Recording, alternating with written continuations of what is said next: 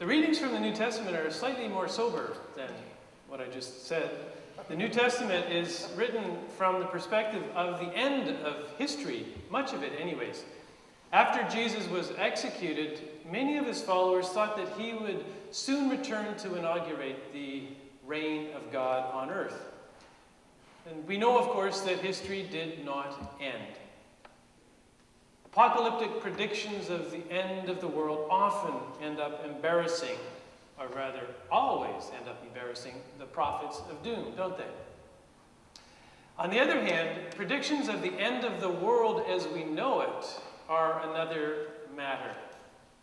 There are times in history when human beings are presented with life conditions that are so threatening, so fundamentally challenging, that only the summoning forth of a new mode of human presence, a new human being, can match these challenges and these threats.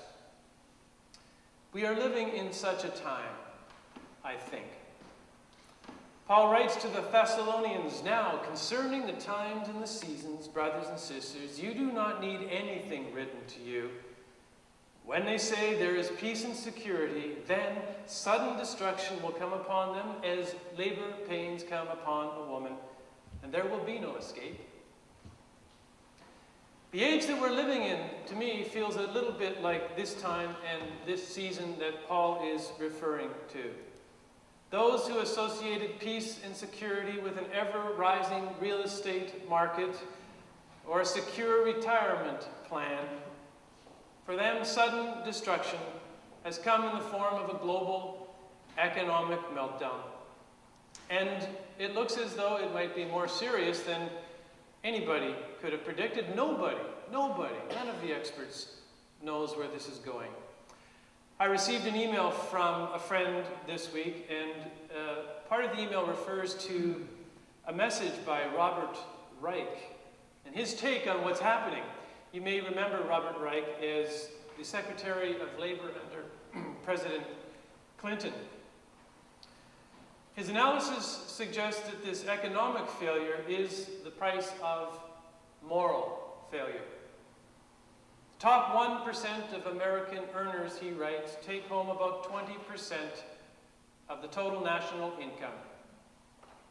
And Reich says that the last time this happened was in 1928. After that, the economy caved. The underlying problem of such imbalance in earnings has been masked for years. First, by sending more women into the workforce, till working mothers with school-aged children almost doubled since 1970 to more than 70%. The second coping mechanism was working more hours, so that Americans become veritable workaholics, putting in 350 hours more labor a year than the average European. Then came the third way of coping, which we're familiar with now, to borrow. But now with the bursting of the housing bubble, we've reached the end of our ability to borrow, and the lenders have reached the end of their capacity to lend. And we don't know what kinds of changes this economic crisis will usher in. But our collective peace and security have been shaken. Something new is being born, and like all births, it is bound to be painful, says Paul. Now, what Robert Reich is saying refers primarily to the American context, but extrapolate this and you can apply it to the global context, and this gap, this widening disparity, is even more egregious. The recent kidnapping of Canadian journalist Melissa Fung was not religiously or ideologically motivated. It was a family business, we now know. A way to make money in a devastated economy. The wonder to me is not that this kind of thing happens, but that it doesn't happen more often. Entrenched poverty has a way of eroding morality. These are the times, these are the seasons of our age. Our time and our season is also characterized by the collapse of another system that is actually the basis of our financial system, and that is our planetary biosystem. We're now just finally getting it, that this is the fundamental threat to the future of life on this planet.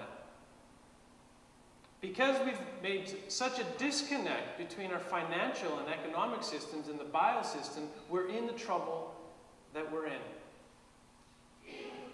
Economic growth must be finally, once and for all, correlated to the capacity of our earth, our soil, our air, our water, to sustain that growth. Because when the biosystem breaks down, the economic system breaks down in absolute fashion. We cannot continue disconnecting the two.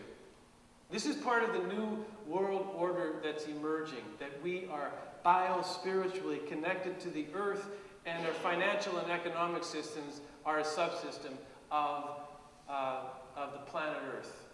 We've got to get this piece. Because the earth, in the last analysis, is our only real capital. Financial capital is just a function, a subsystem of natural capital. And so if all that we do with these massive loans to bail out the banks and the automotive industry is to try to recreate that old economic system, we will have missed a tremendous opportunity to make this reconnection, to usher in a new world order that's based on our fundamental relationship with the planet. An old order is already over, friends. That's my sense of things. It's done. It is finished. The question is how long it will take us to recognize this and make some fundamental changes in our way of being.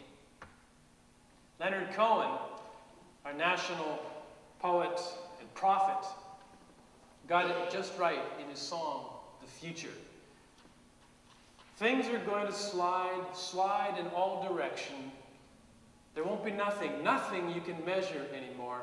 The blizzard of the world has crossed the threshold, and it's overturned the order of the soul.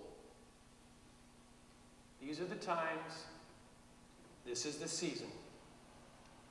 We can't continue doing what we've been doing, economically or on a planetary basis. The disparity between the very rich and the very poor will issue in increased violence. It will summon up a virtual blizzard that will overturn the order of the soul. And we cannot buy our way out of the collapsing order, because overconsumption, we now know, is the big part of the problem. Fancy new investment vehicles will not get us there, friends. Only the emergence of a new humanity, a new and higher order of the soul, will be able to save us. That is where we are right now.